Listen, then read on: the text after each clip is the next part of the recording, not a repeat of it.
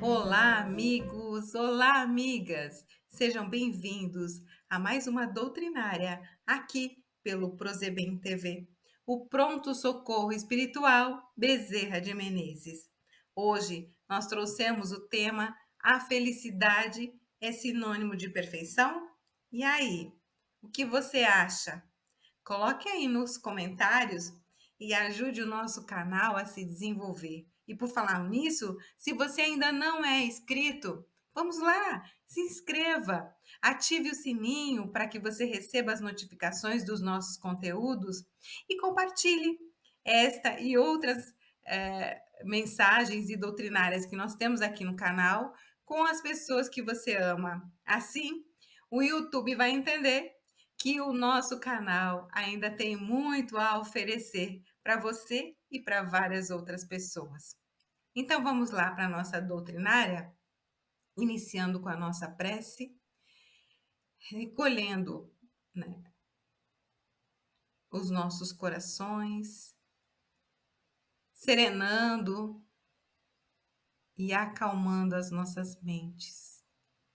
Agradecemos, Senhor, por esse momento onde faremos uma reflexão à luz da doutrina espírita, embasados no conhecimento que a doutrina traz para nós. Que os espíritos nos mandam mensagens de reflexão e entendimento sobre a nossa vida, que nós possamos entender, compreender, estarmos receptivos e amparados pela espiritualidade, por Dr. Bezerra de Menezes e sua equipe de auxiliadores nesta tarefa maravilhosa ao encontro de Deus. Que a paz e o amor de Jesus continue conosco, que assim seja.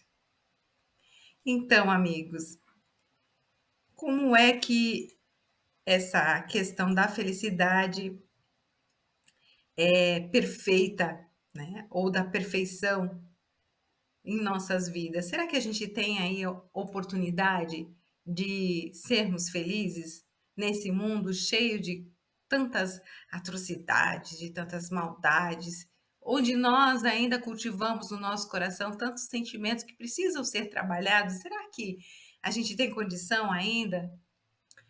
Bom, nós temos condição sim de adquirir mais entendimento, mais conhecimento. E se nós somos bons ou somos maus, ou em alguns momentos somos bons, em alguns momentos somos maus, Kardec também teve essa dúvida. E ele perguntou no Livro dos Espíritos, na questão 115, se dos espíritos alguns teriam sido criados maus e outros bons, tendo em vista, né, o mundo que nós vivemos com tanta diversidade.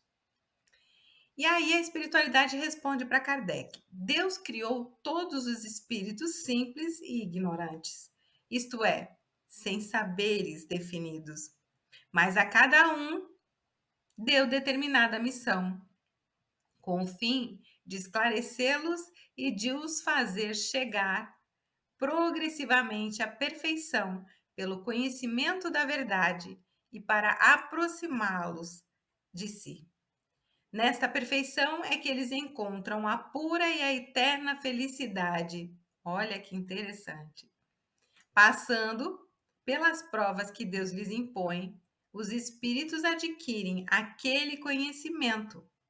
Uns aceitam submissos essas provas e chegam mais depressa ao seu destino final. Outros, entretanto, só suportam murmurando e assim, por sua culpa, permanecem afastados da perfeição e da prometida felicidade. Olha só que interessante. Então, vamos ter aí a questão dos nossos méritos, né? Por méritos próprios. Jesus nos ensinou que Deus está dentro de cada um de nós.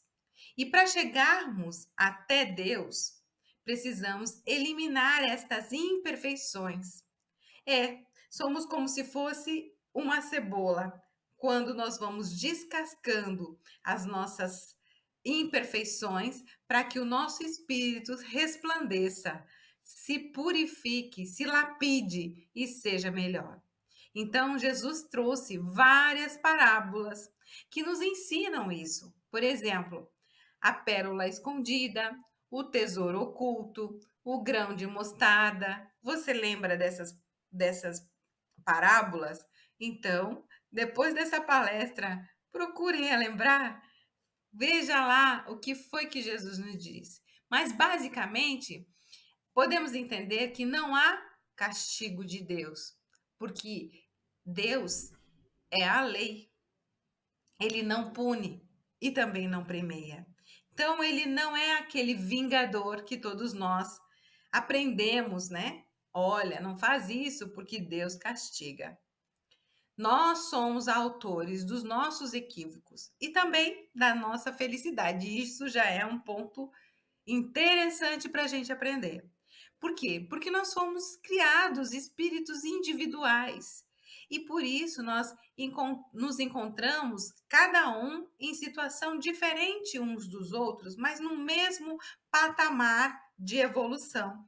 Por isso estamos aqui na Terra, nesse mundo de provas e expiações. Mas todos nós buscamos um só objetivo: a felicidade, a perfeição. Então, seremos mais ou menos felizes conforme a nossa iluminação interior. E esse entendimento de que estamos num mundo físico para aprender e passar algumas tribulações necessárias à nossa compreensão e assim seguirmos o nosso caminho. Pensemos um pouco. Hoje, na nossa vida, para onde estamos indo? Para onde você está indo? Para onde você quer ir? O que está fazendo com a sua vida? Está fazendo dela um céu ou um inferno?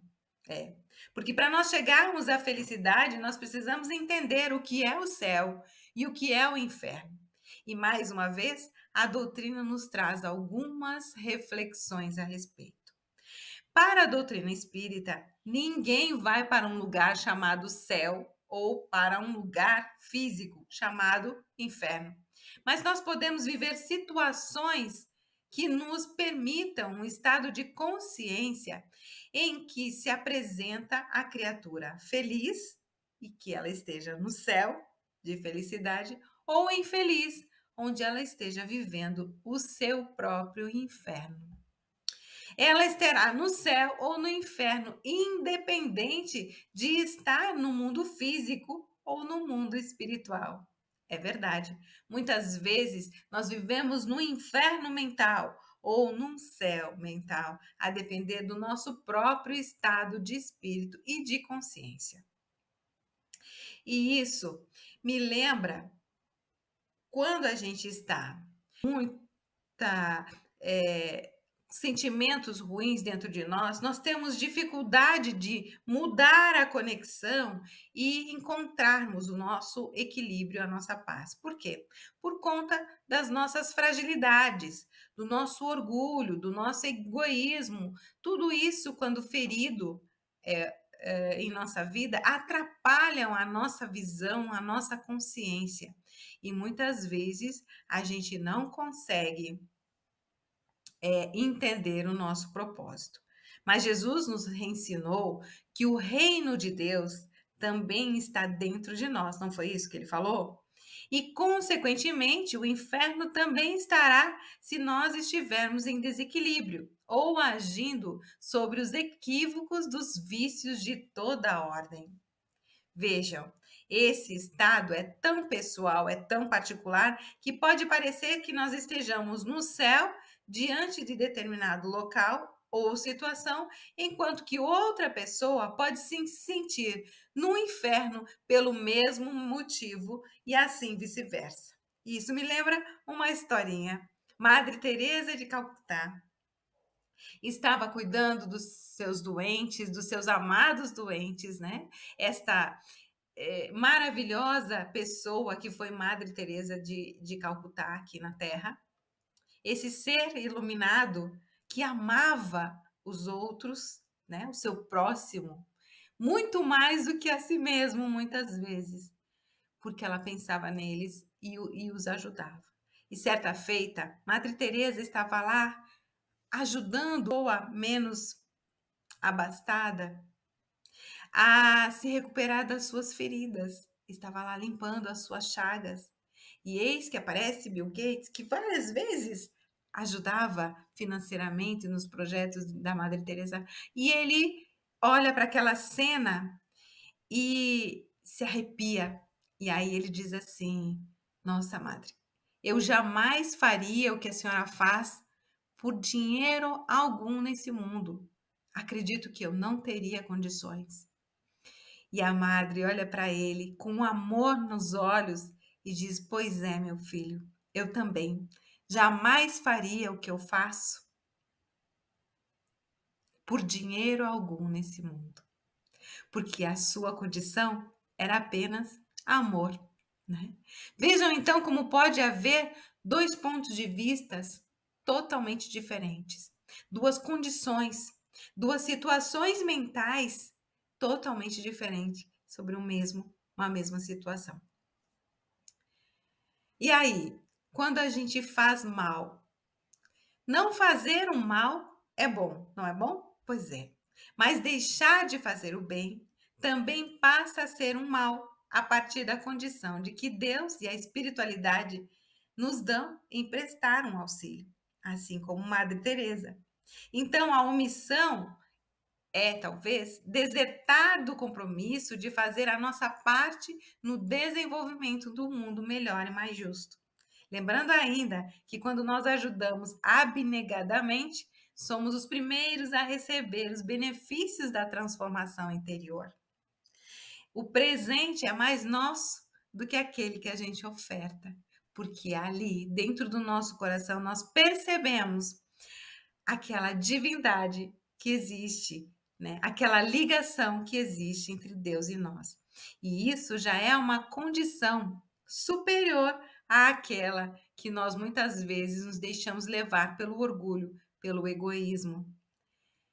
Então também não é suficiente o arrependimento do mal que se fez.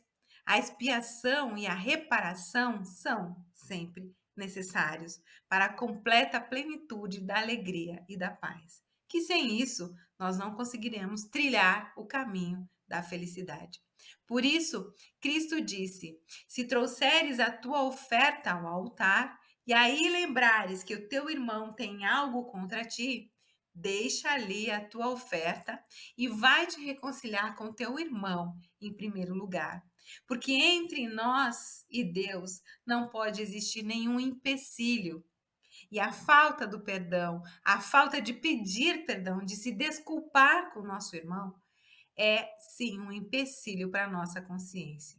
E se esse irmão ou irmã já desencarnou, o que a gente faz? Como é que a gente faz? Bom, a gente tem a ação da prece, que nos favorece. Converse em prece com esse irmão, com essa irmã. Diga sinceramente o que você sente e o quanto se arrepende daquele equívoco do passado. E o quanto tem feito mal carregar no seu coração esse peso durante tanto tempo. E que será muito bom no futuro, breve, se disponibilizar para ajudá-lo em algo, numa nova oportunidade. Isso é muito importante para nós entendermos que nós somos falhos, mas que estamos disponíveis para que Deus entre na nossa vida e nos proporcione um caminho de amor, de reparação. Bem, no Código Penal dos Espíritos, quando a gente lê esse livro, ele fala sobre um livro da codificação de Allan Kardec, O Céu e o Inferno.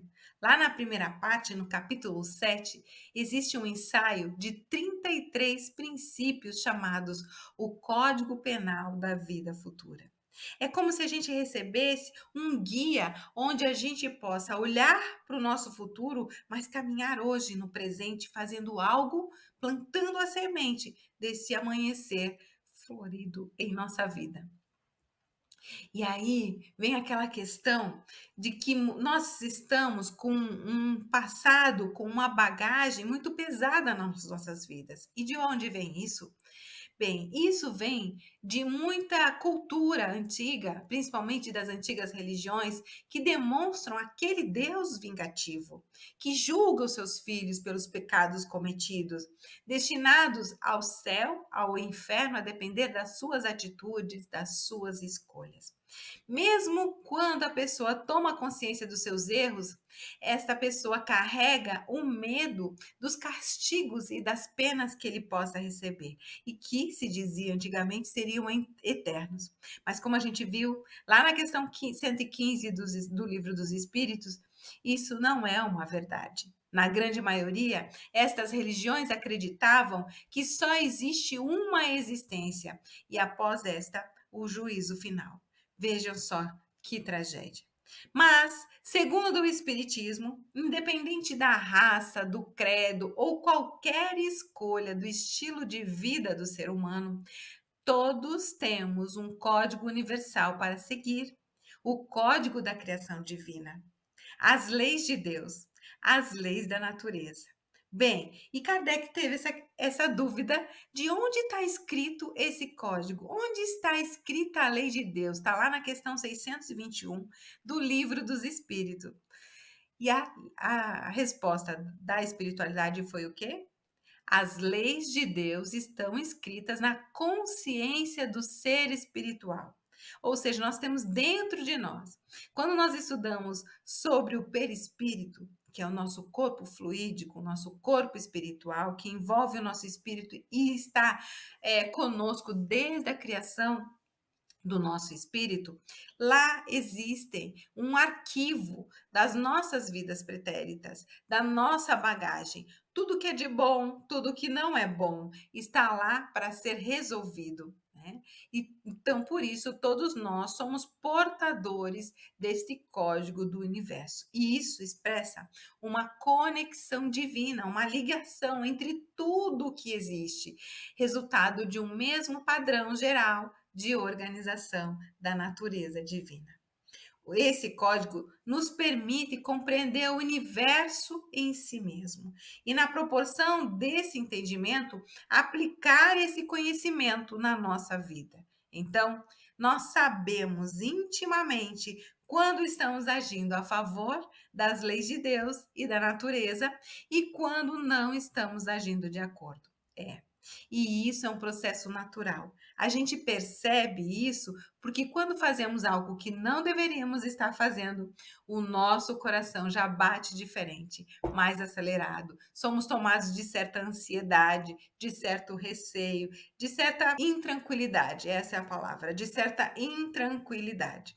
Por isso, nós nos sentimos o quê? Culpados quando infringimos algumas dessas leis. E nos colocamos muitas coisas, nos sabotamos em muitas situações porque nós temos aquele entendimento das penas eternas. E esta reflexão é para modificar um pouco esse entendimento e a gente poder nos dar novas oportunidades para buscarmos a nossa própria felicidade. Porque nós não podemos ser felizes com mais ninguém se nós não tivermos a felicidade dentro do nosso coração. Se nós não pudermos proporcionar para nós alguma felicidade, nós também não conseguiremos proporcionar felicidade alguma na convivência com qualquer outro ser humano. Todos nós temos responsabilidades sobre aquilo que fazemos com a nossa vontade, pelo mal ou pelo bom uso do nosso livre-arbítrio, através das nossas escolhas. E muitas pessoas vivem atormentadas com sentimento de culpa pelos erros cometidos no passado e por isso não são felizes e por isso vivem estacionadas no momento de suas vidas sem perceber as maravilhosas oportunidades de felicidade que existem ao seu alcance. Bem, esse julgamento se dá no plano da consciência, ele é imanente, como tem na doutrina, sempre em consonância, sempre de acordo com o despertar do entendimento de cada um, e lá, no fórum íntimo da criatura, de acordo com o seu grau de evolução. Sobretudo, Deus nos concede esta liberdade de uso do nosso livre-arbítrio, a fim de nos fazer crescer, adquirir experiência e discernimento de aprendizados. A consciência dos nossos atos é o alicerce que nos responsabiliza pelas nossas ações e assim nos permitem que experimentemos as consequências das nossas ações e das nossas escolhas. Esse entendimento vai se transformar no aprendizado adquirido. Esse é o degrau da escada evolutiva que nós trilhamos. É uma bênção divina. O Evangelho segundo o Espiritismo nos diz que o conhecimento do bem e do mal nas nossas vidas faz com que nós possamos entender a amplitude do mal que nós fazemos. E às vezes esse mal é inconsciente, nós não percebemos, porque ele está inerente às nossas falhas. E aí, como nós ainda somos cegos ou míopes para algumas coisas, nós podemos magoar ou machucar outras pessoas ou até cometer alguns erros conosco mesmo, sem perceber. E para nós podermos mudar de direção e nos ajustar à caminhada, nós precisamos ter conhecimento do bem e do mal. Mas se nós o praticamos e já conhecemos, né, esse mal que atinge ao próximo ou a nós mesmos, então nós somos mais culpados, conforme lá a questão 638 do Livro dos Espíritos. Porque melhor nós compreendemos a amplitude desse mal e poderíamos ter utilizado o nosso livre-arbítrio com mais discernimento, provocando mais felicidade e menos sofrimento para nós e para os outros. Então, a ação do mal e o resultado do mal que nós fazemos na nossa vida é um castigo ou é uma consequência? Bem, aquele que não confia e não crê no livre-arbítrio também vai ter dificuldades, porque ele vai fazer um esforço descomunal para se sentir perdoado. Muitas vezes passa uma vida cheia de castigos e silícios, morais, psicológicos, físicos, para buscar a sua penitência, acreditando que nunca irá ganhar o céu. Lembrando aqui as religiões que criaram essa ideia do castigo de Deus, que essa vida, que o interior de uma pessoa é cheio de miséria, que vida mais triste, que vida mais sofrida, porque não acredita no verdadeiro amor de Deus em nossas vidas, de um pai que só quer o nosso bem, que só quer a nossa felicidade, que só quer que nós aprendamos. Mas não foi isso que Jesus veio nos ensinar. Ele nos mostrou no seu evangelho que Deus é amor. Então ele disse: a cada um conforme suas obras. Isto é a lei de causa e efeito, a lei de retorno, que muitas vezes assusta, assombra.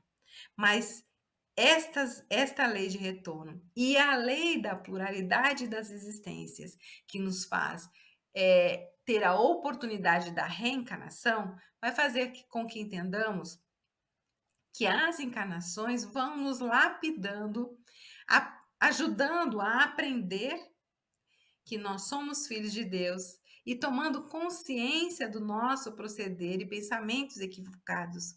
Assim, nós vamos alçando graus de entendimentos transcendentais e mais felizes. E aí podemos sim nos redimir dos erros, nos arrepender deles e partir para moradas mais felizes, vivendo experiências e aprendizados mais felizes.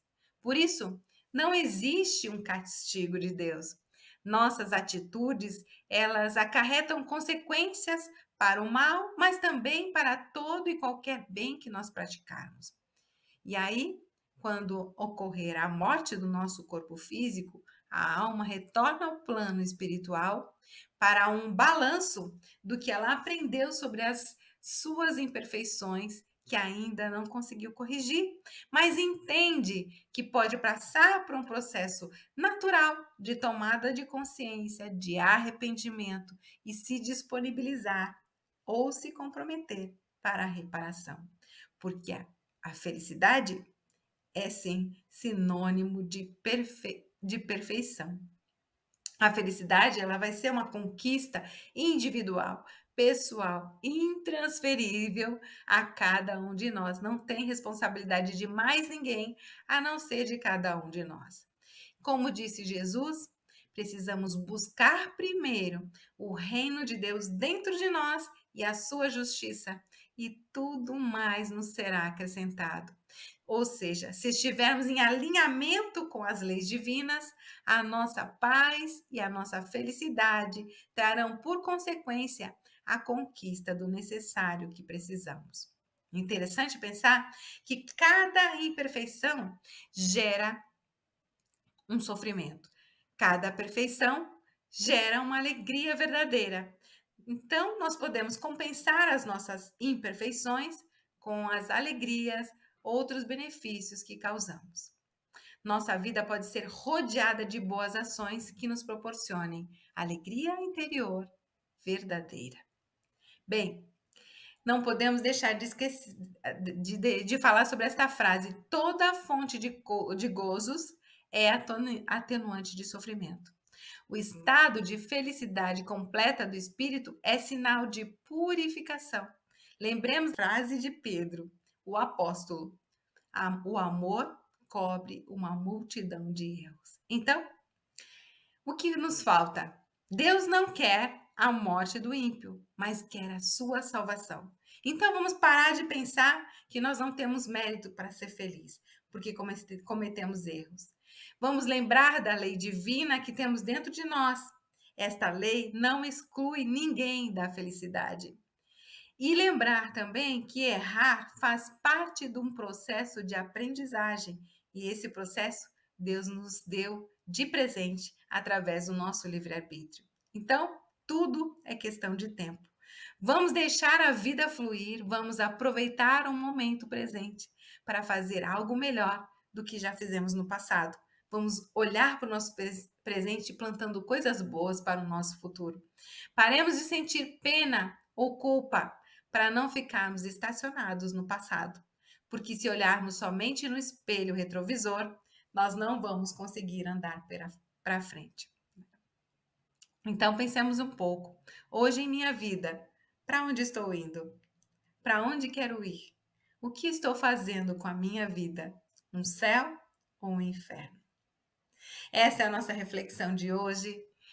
E para agradecer, vamos fazer a nossa oração, pedindo a Deus Pai de amor, ao Mestre amado Jesus e à espiritualidade aqui presente, que nos envolva nas suas energias de luz, nos trazendo alegria, nos proporcionando confiança e fé no futuro. Porque tudo em Deus nos proporciona paz e alegria. Que assim seja. Muito obrigada e até a próxima doutrinária.